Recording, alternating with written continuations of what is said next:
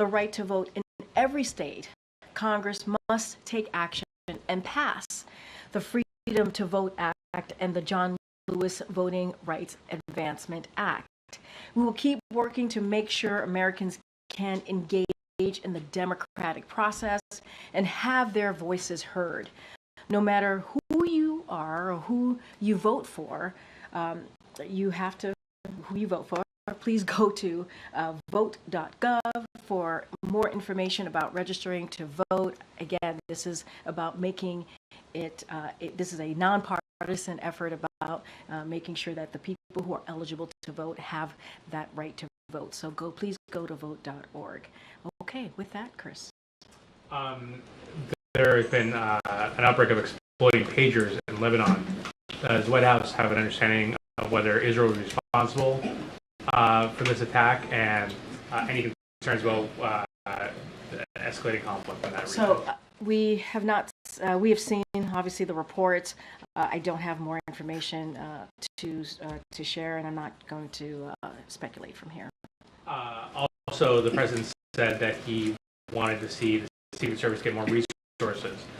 What is the White House doing to make sure the Secret Service gets more resources? What will those resources look like? And also, what is the thought on reorganizing the Secret Service to refocus on executive protection? So a couple of things you asked.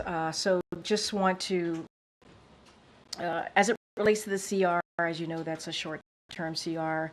The Secret Service is working closely with Congress on their needs, and so there can be many avenues to get there, to make sure that we actually achieve that goal. So we're not going to get ahead of those conversations. As we're talking about more broadly supplemental funding, just want to take a step back and walk through again what the president believes in your question to me. The president believes that Secret Service should have every resource capability available to them, the protective measures available to them to do a mission that is indeed critical. And so we want to make sure, the president wants to make sure that they have the resource for that. And just to take a step back, in August, as part of our responsibility to plan for a possible short-term continuing resolution, OMB provided Congress with a list of budget needs to avoid disruptions to government services through the first quarter of the fiscal year. One of those requests submitted was for the Secret Service. It would ensure Secret Service had the ability to execute its, again, critical mission even during a continuing resolution, including its responsibilities related to the 2024 presidential campaign. Without that particular request in August, that anomaly, the Secret Service would have inefficient resources to sustain and enhance protective operations during the period of the CR. Separately from that, again, the Secret Service has been in touch with Congress. We believe there are many avenues to get that done, and so we're not going to get ahead of those conversations. But this is something since August that we've been talking about. The president has been always very clear. They need more resources. The Secret Service needs more resources. They need more capabilities. The mission that they are indeed doing is critical. To your question about the change of leadership, the president has confidence in the Secret Service leadership. He commends the Secret Service for their handling of the situation and ensuring that the former president was safe, his safety.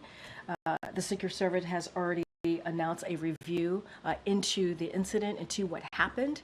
And so, as we have said many times, the men and women at the Secret Service have a hard job, a tireless, thankful job, and we have to remember they're protecting the president, they're protecting former presidents, and many others. Again, this is a mission that is critical. The president certainly has full confidence in them.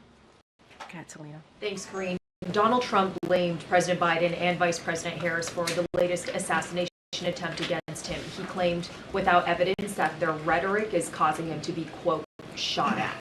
How is the White House responding to those comments? Well, I love that you added without evidence because I want to be very clear here. The president and the vice president have always forcefully condemned violence in all forms, including political violence, and we certainly have never encouraged any violence in any way. If anything, this is a president and a vice president has been pretty forceful about that. When it comes to differences in issues and policies, we believe that there should be a conversation. There was a debate just last week, right? There should be a conversation and a back and forth about that, a healthy conversation. And it's crucial that we do that. And the president has also said, when it comes to, violent rhetoric, we got to bring the temperature down. You heard that directly from this president. And it is not the time to tear Americans apart. We cannot do that or divide our country. The president and the vice president is always going to call that out. But they have been very clear, very forceful on condemning any form of political violence. So do the president and vice president believe that the kind of language that Trump used in those comments I just said are contributing to the tension and divisiveness you just talked about? It is, look, we're going to be really clear, we always have been.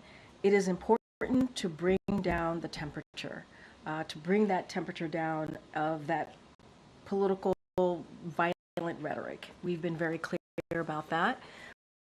And we believe, this president believes, let's not forget why he decided to run in 2020, was about that, was about making sure that we bring the country together, that we bring people together, and it was not about dividing.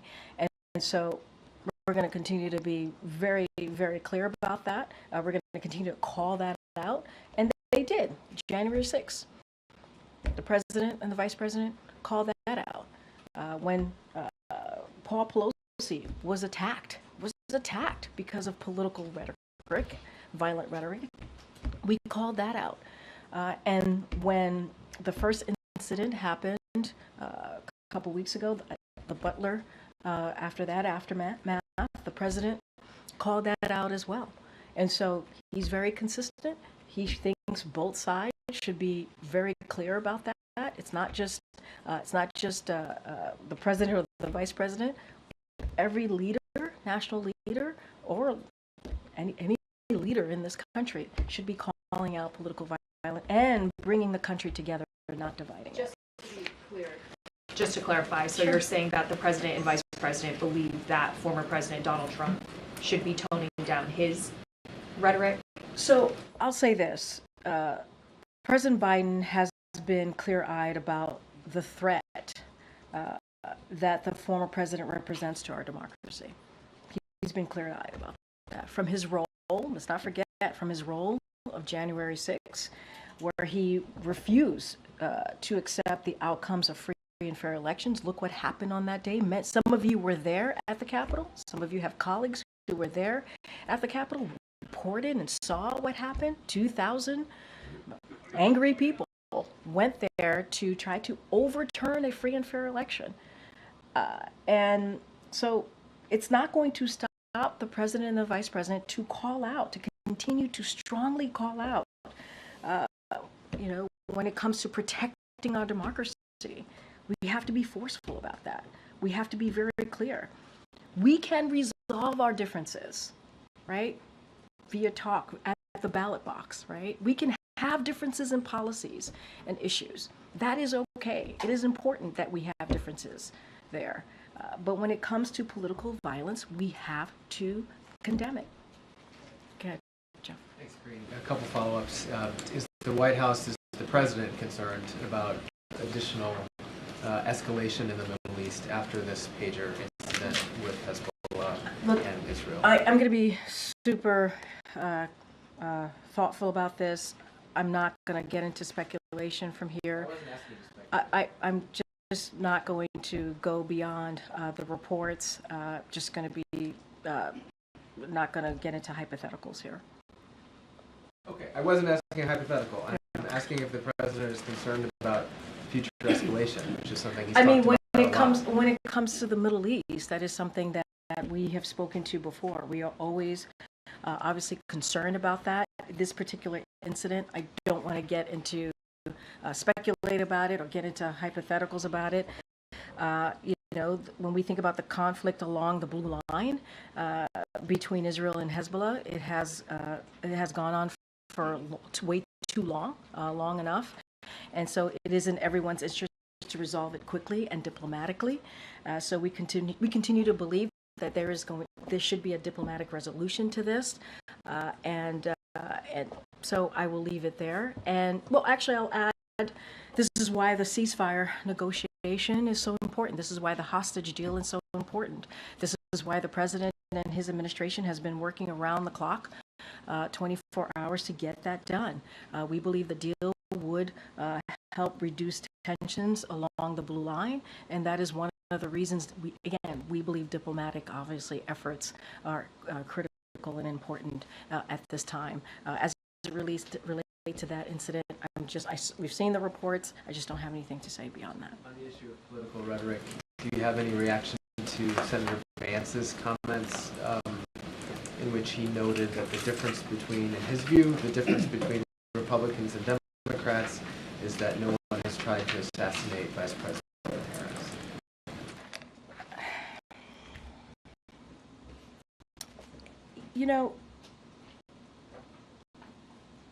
Again, got to be mindful. Obviously, he's a candidate. But when you are a national leader and you have a community that looks up to your leadership, and you have a job where you're supposed to make people's lives better, where you're supposed to do the thing that is right on behalf, not just the American people, but on behalf of this country.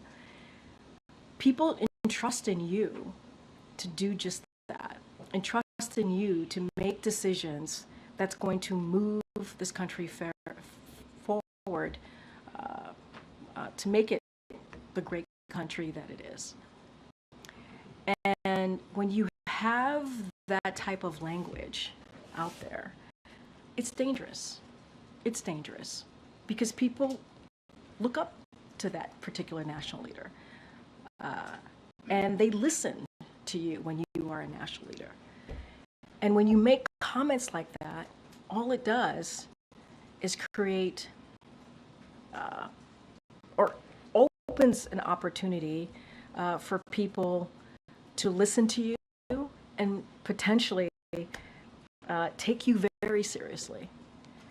And so it's dangerous to have that type of rhetoric out there. This is why this president and this vice president has been very clear on condemning any type of political violence, political rhetoric. And that's why when the president called the former president, was really relieved that the president was safe. And the president has said, we need to tone that down. We need to tone it down. And it should have no place in our politics. It should have no place in our country. We should not be speaking that way. We should not be saying those things. It is already. We are living in a space right now where the political rhetoric is too high. The violent rhetoric is too high. And we saw what happened January 6th. We saw what happened sadly, to Paul Pelosi. And we saw what happened at Butler, the aftermath of Butler, and over the weekend. And we gotta tone it down. We do. Thanks, Karine. Just one more on the Lebanon situation. Just given that you and John Kirby from this podium have talked about so much that the one thing the U.S. would like to avoid is an escalation in the region. And we're talking about at least 9 people dead, thousands of people injured. I mean, can you give us a sense of whether there have been at least discussions here in the building about concerns that this could be the start of something new? Look, I've always said, and we've always said to your question, our concern of escalation in the Middle East, and we've talked about, I just went into how it's important to have those diplomatic conversations, and even talked about how enough is enough. As it relates to this particular report, Obviously, we've seen the report. I don't have more information. I don't want to speculate from here, but we've been very, very clear about the tensions in the Middle East and wanting to make sure that we do everything that we can to lessen the tension there. Can you say whether senior officials were surprised to see this kind of coordinated, widespread?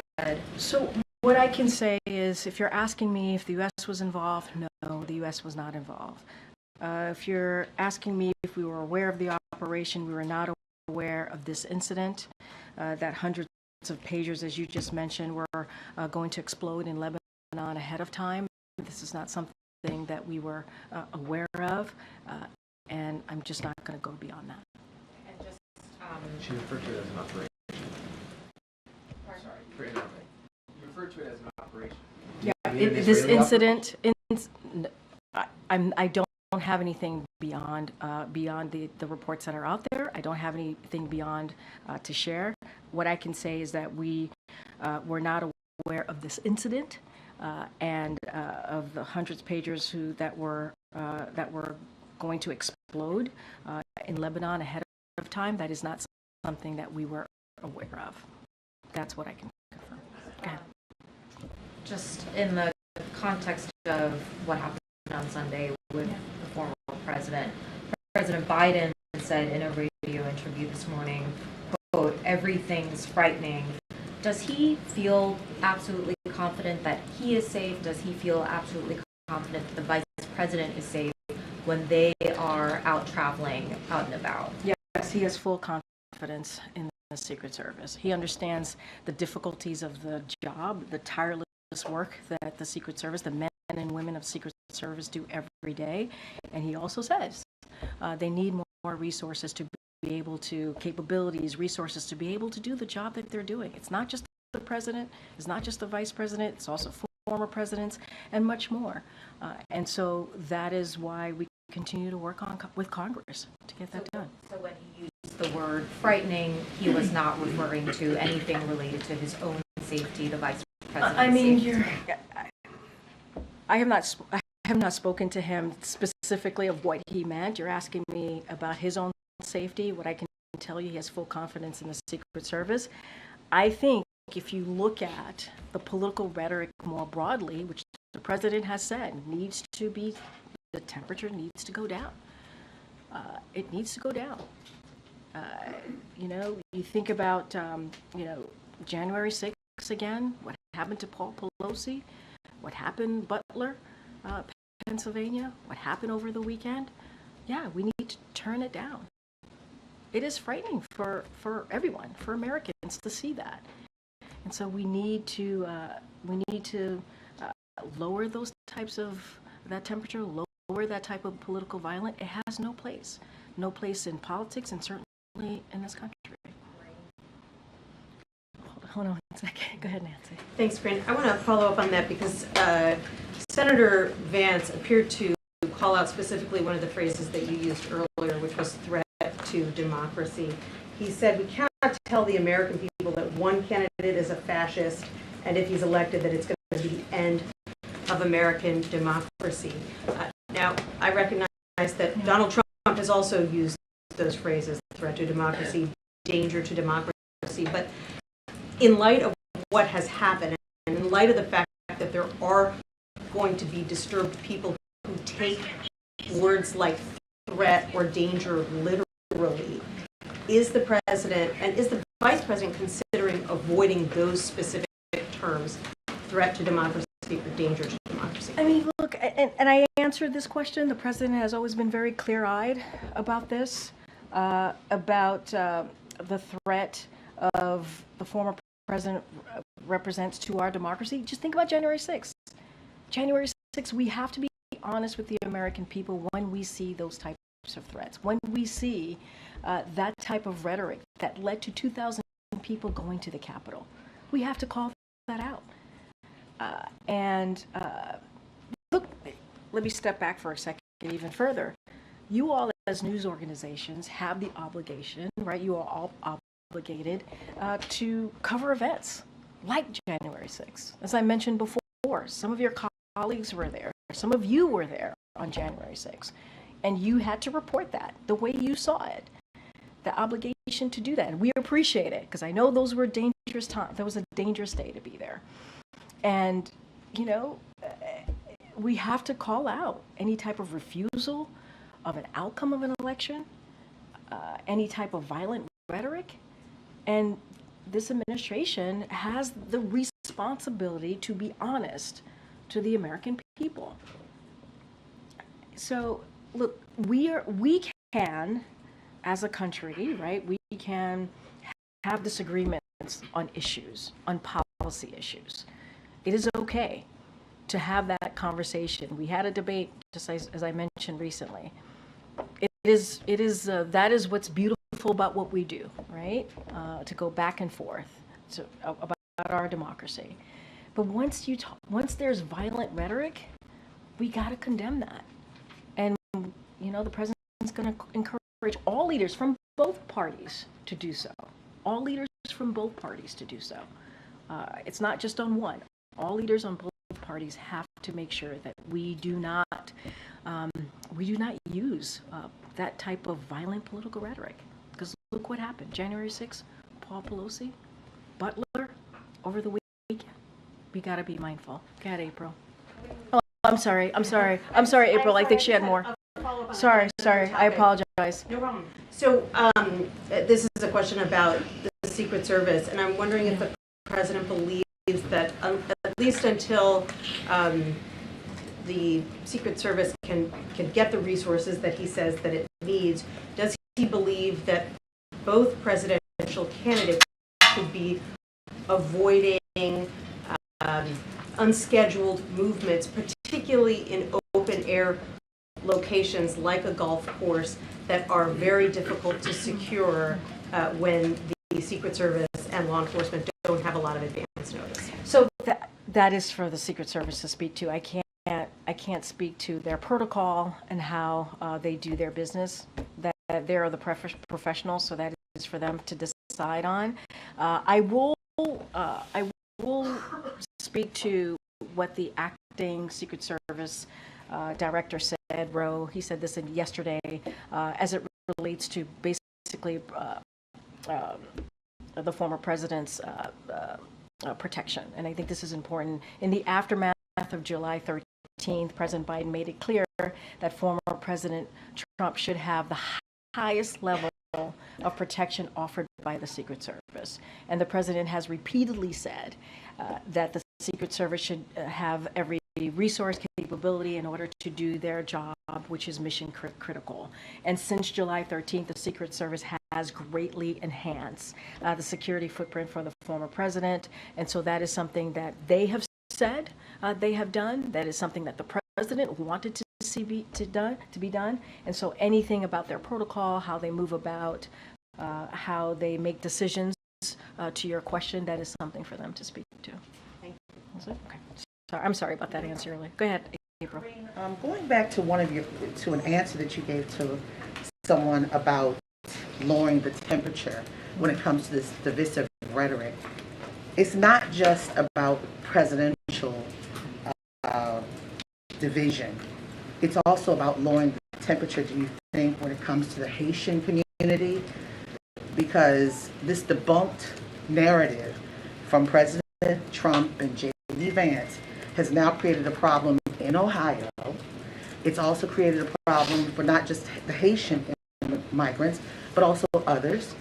Could you talk to me about this? What is the White House planning to do, if they're planning to do anything, to change that narrative and to quell all of this upset and this, I guess, excitement over this?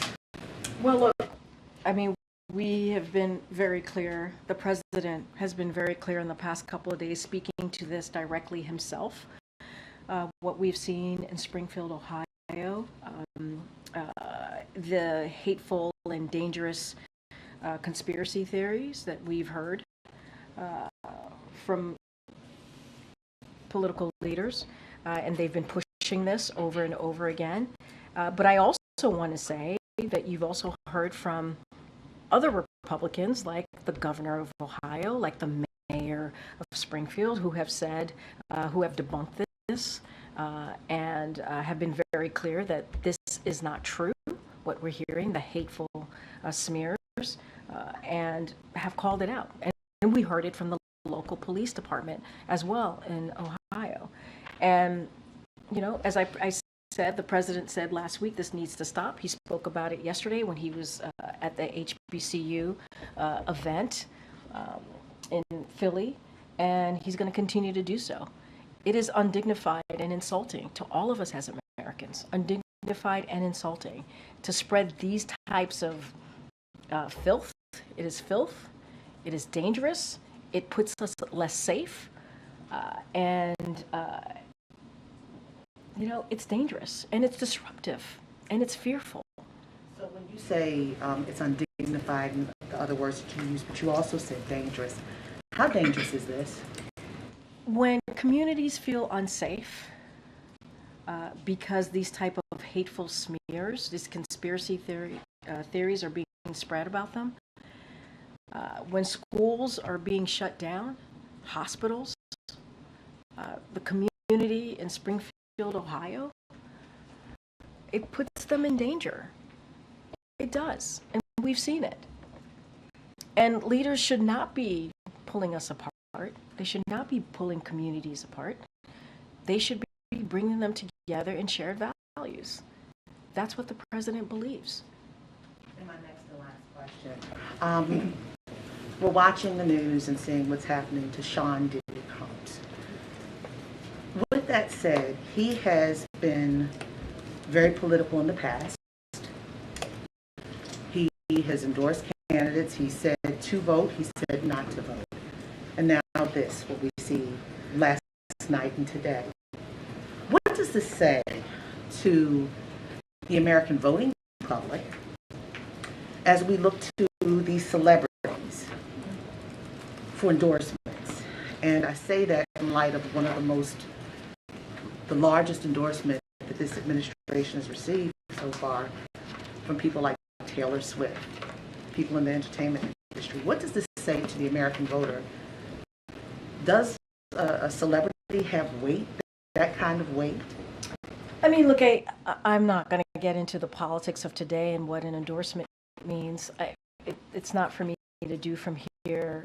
I think as you speak of Taylor Swift and other endorsements by entertainers, that is something I think the campaign could speak to directly. I did at the top talk about how, and want to do this without getting into politics, right? About today being voter registration day and the importance that this administration has put towards that, and also lifting up, making sure that legislation, the John Lewis legislation, gets passed through in Congress. We want to make sure that voting is more accessible for everyone that is eligible. Everyone that is eligible. That's from students to veterans and to tribal communities. It is important that voting is made eligible for is made possible for folks who are eligible. I'm not going to get into entertainers and what that means for the American public, especially as we're in the middle of an election cycle. But voting, as you know, is a sacred right, and I think we believe people should have the ability to exercise that right to vote, whoever they choose to vote for. So, understanding his Diddy's past dabbles in politics and understanding what's happening today, if true, does this administration condemn Diddy for what he's done? Look, it's an ongoing situation, legal matter. I would have to refer you to Department of Justice. Everything kind of is happening today, and so we just don't comment on ongoing legal matter. I'm not going to do that from here, so I'm going to leave it there. Go ahead, Anita. Thank you so much. I have a quick Iran question, then a longer domestic question. Just starting with Iran, their new president said that he is willing to have talks with the United States. He should give some conditions, and he also said he's willing to talk again about the nuclear program. Is the White House willing to play ball here? So we have long said, and I kind of said this in the beginning, that we view diplomacy as the best way to achieve an effective long-term solution when it comes to Iran's nuclear program. That is something that we have been pretty consistent about in the past 3.5 years, and we believe that having those diplomatic conversations when we talk about our relationships across the globe is so critical. However, we are far and away from anything like that right now. So we will judge Iran on their actions, not their words. We've always been clear about that as well. And if Iran wants to demonstrate seriousness or a new approach, they should stop their nuclear and regional escalations. And then on domestic matters, first of all, have any figures from Ohio asked the administration for any help or assistance to safeguard the vulnerable communities there? Is this something you're considering? And then secondly, just zooming out, looking at the world and looking at your use of the word dangerous so many times today, what sort of message is the combination of these threats against the life of the candidate and all of this rhetoric, what message is this sending to American adversaries about the strength and the power of democracy? What would you say to them about that? So two different things. You're asking about Springfield, Ohio, and I said this last week, and I'll repeat it here. First of all, we got to condemn any type of hateful smears and conspiracy theories. And when you do things like that, it does make people feel less safe. It does make communities feel less safe. And it's hateful. And you've heard from the mayor of Springfield, you've heard from the governor of Ohio saying this is not true. And these are two Republicans who are saying this is not true. And we've seen what that has done to the Haitian, in this instance, the Haitian population. And it is not right. It is not okay. Going to get to your question. So since day one, the president has always wanted to make sure that communities across the country have the support they need. As we talk about migrants coming into their community and wanting to make sure that they have the help and the resources available to them. And so over the past 2 years, we have provided over $130 million to help communities across Ohio, hosting recently arrived migrants, including Springfield. And since this past spring, back in April, DHS has been directly engaged with the city of Springfield and local officials to make sure they have the support they need. But again, this goes back to something that we talk about all the time from here, which is the bipartisan border deal. It is critical and important to continue to move forward with that. Republicans got in the way because of what the former president said. Do not do this. Do not move this forward. They put politics over doing the right thing for the American people. And so we're certainly want to see this move forward. But they've gotten in the way in getting a needed assistance, a continued assistance when it comes to migrant resources in these types of cities. And then the world is watching. Is democracy dangerous? I mean, look, we are always going to condemn any form of political violence. That's something that we've always been very clear about, whether it's here or abroad. And I will quote what the president said when he was at the McCain Institute just last year. Democracy means rejecting and repudiating political violence. Regardless of party, such as violence is never acceptable in America. Those are values he and the vice president have always stood for at home and in the world. Opposing political violence at every turn and encourage all leaders to do the same. So we're going to be very clear about that. We've been consistent. It's not just here domestically. We're going to continue to condemn political violence abroad as well as here, and that is what the president and the vice president has done for almost 4 years. Okay. Thank you, Karine. A couple of questions about Brazil and then Venezuela. Today, the president had a briefing on wildfires in California and Oregon. I wonder if he's watching what's happening in Brazil. Brazil is also on fire. The Amazon is on fire. Many parts of Brazil are having record-breaking wildfires.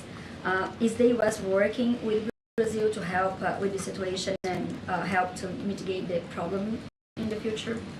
Obviously, our hearts go out to what we're seeing in Brazil with the wildfires, and we certainly are here to assist. We are in contact with the Brazilian government and are connecting experts in both governments. So we're assisting in ways that we can.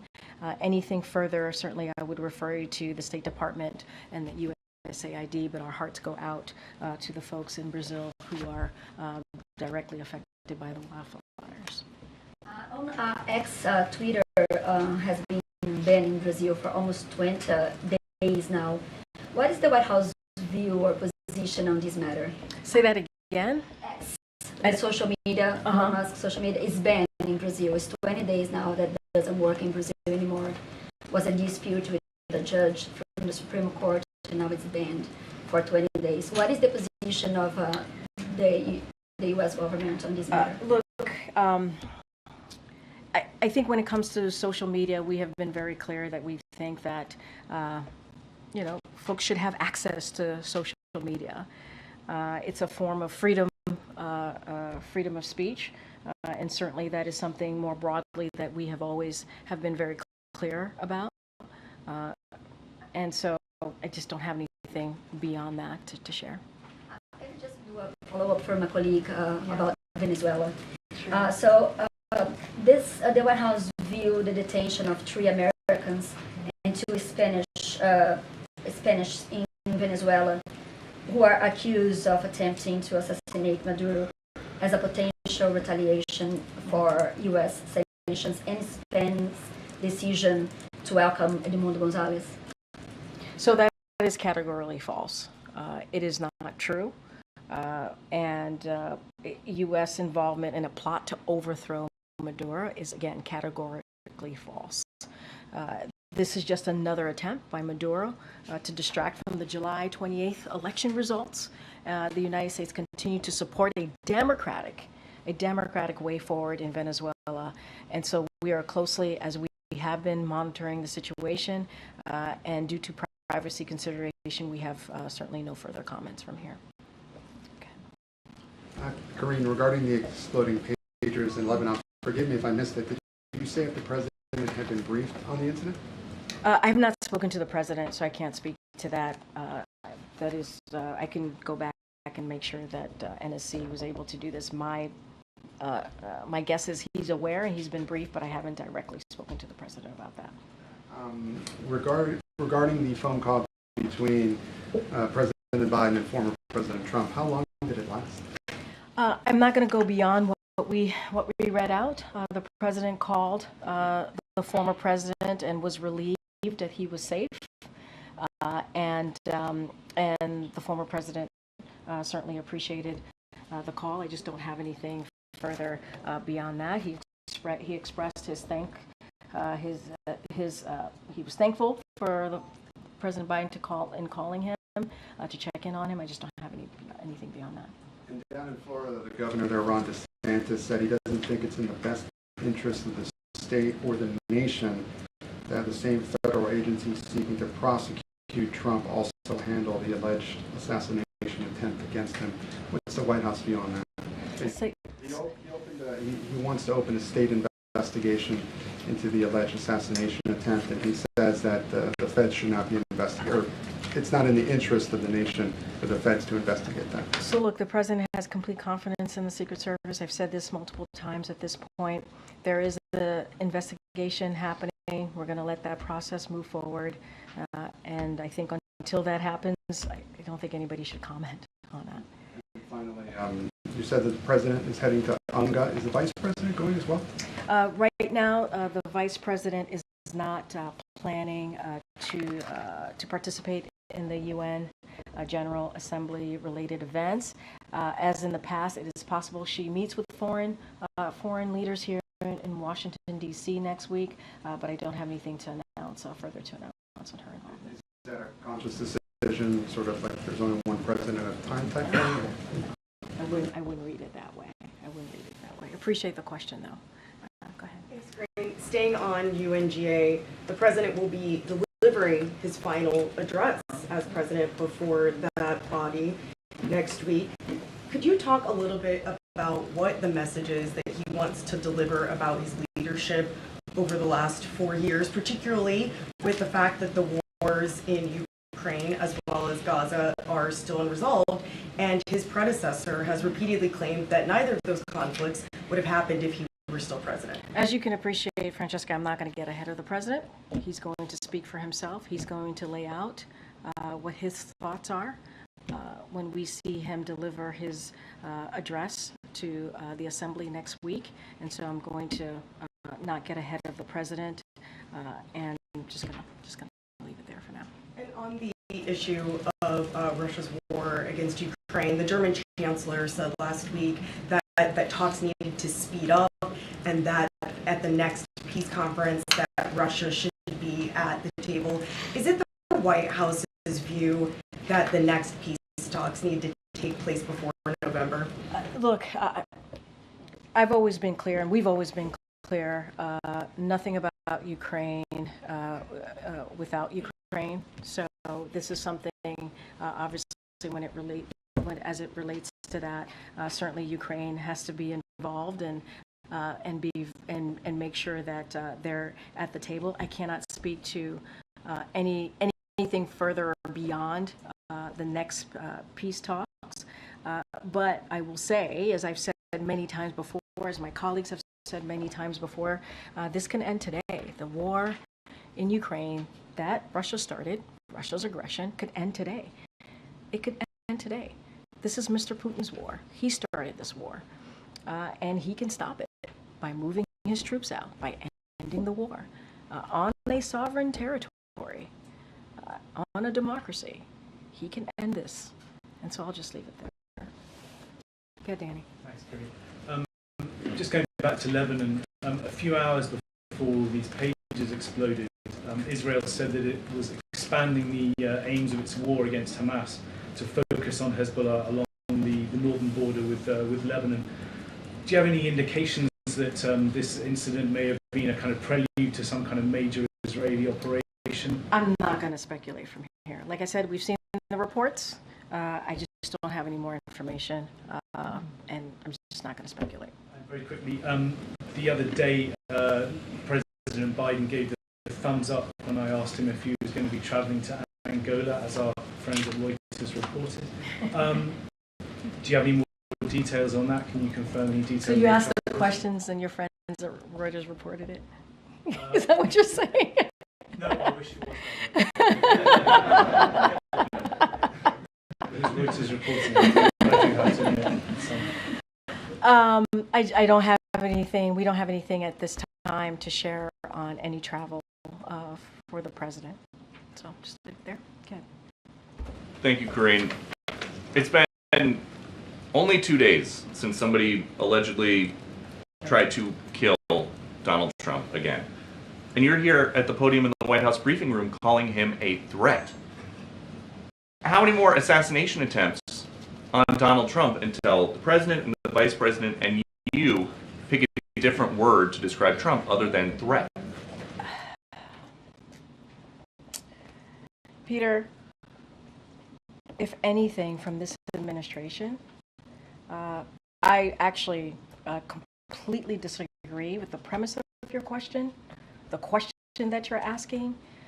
It is also incredibly dangerous in the way that you're asking it, because American people are watching. And to say that from an administration who has consistently condemned political violence, from an administration where the president called the former president and was grateful that he was okay, from an administration who has called out January 6 called out the attack of Paul Pelosi, called out and said we need to lower the temperature after the Butler incident, and now for you to make that kind of comment in your question, because your question involved a comment and a statement. And, you know, it is, that is also incredibly dangerous. When we have been very clear in condemning political violence from here, what I have said about the president, the former president, about January 6th is facts that you all have reported. It is fact. When you have a former president who basically says that the election wasn't, the results of the election were not the results of the election. When dozens of more than 60 Republican judges said that it was a free and fair election. More than 60 said it was indeed a free and fair election. You had more than 2,000 people who were told to go to the Capitol. It was one of the darkest days of our democracy. One of the darkest days. There were people law enforcement officers who died because of what happened at the Capitol. And they were there because the former president told them to go there. I mean, I don't know if that's not a threat in our democracy when it was one of the darkest days of our democracy. January 6th, one of the darkest days. And so we have been very clear from here. Now, we can have a disagreement on policies. We can, on issues. That is what we should do. It is important to have those disagreements. It is welcome to have those disagreements on the economy, on healthcare, on foreign policy. But when you start bringing political rhetoric, that is not okay. And that's what you've heard from us, too. You've heard differences on policies. But to your point, there are people watching at home who might miss the part where you say, let's lower the temperature, and there are mentally unstable people who are attempting to kill political candidates, attempting to kill Donald Trump, and they are still hearing this White House refer to him as a threat. Is there no concern that people are taking that literally? We're using examples. We're not just saying that just to say it. January 6th, Peter. January 6th. Wait, January 6th. How many times do we have to say January 6th, 2021? That is a fact. What was reported that happened on that day by some of your colleagues. I mean, and we have at the same time denounced political violence over and over, political rhetoric over and over again. But I know your focus has to be on this side of the house. It can't be on your side of the house. I get that. But we also have to be careful on how you're asking me these questions. People are watching, and is what you are saying about us raising political violent rhetoric, whatever, however you just formulated it, this is an administration that has denounced and condemned any type of political rhetoric or violence. It is the reason why this president decided to run in 2020. That is why the president decided to come back. He believed that it is important to save the soul of America, of our nation, and he believed it was important that we continue to fight for our democracy, fight for our freedom. That's what you see from this administration. I'm moving on. Go ahead, Ed. Yeah, I'm asking about overtime. So does the president and vice president support no taxes on overtime for workers? So just a couple of things on that. Look, the president and this vice president has been pretty consistent on making sure that we continue to lower costs for Americans, but also at the same time make sure that we're increasing wages, and that's what we have seen. Again, the question that you're asking me is supporting overtime pay. This is something, a proposal from in the 2024 election, so I'm going to be really, really mindful. But we also can't forget what the last administration did. They eliminated overtime protections for millions of workers. The Biden-Harris administration restored overtime protections to 1 million workers, and next year we will extend protections to another 3 million workers. That means our administration is ensuring higher paychecks and more time with family for millions of Americans after the last administration took that away. And so we cannot forget that, what this administration has done and versus what the last administration has done. So from January 2021 to now, overall prices are up 20%. Food at home is up 21%. Electricity is up about 28%, and the list goes on. Does the president believe that Americans are better off now than they were 4 years ago? Yes, and I understand what you're asking me. I get it. There's still a lot more work to be done, and we've always said that. That's why the president is always, and the vice president are always continuing to try to figure out how do we lower those costs. And we cannot forget what happened 4 years ago. We cannot forget what this president and this vice president walked into, what they inherited from the previous administration. And so it was an economy that was a free-for-all, that was a once in a century pandemic.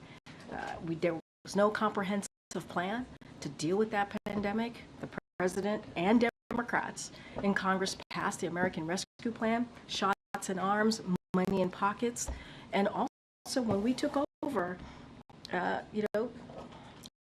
the last year of the former administration, violence, murder was at an all-time high. And we have been able to bring down violent crime at a 50-year low. And so we're able to negotiate lower drug prices. We are beating Big Pharma, something that former presidents, elected officials have been trying to do for some time. And so while we still have a lot more work to do, we do believe 4 years ago there was a pandemic. People were dying. Thousands of people were dying. There was no plan. Our economy was literally in a downfall. So one more, if I might. October 1st, if the dock workers don't get a contract, there could be a strike. Is the president, going to invoke the federal law to avoid participation? I'm not going to get into hypotheticals. I'm not going to get hypotheticals from here. All right, thanks everybody. I'll see you tomorrow. Thank you.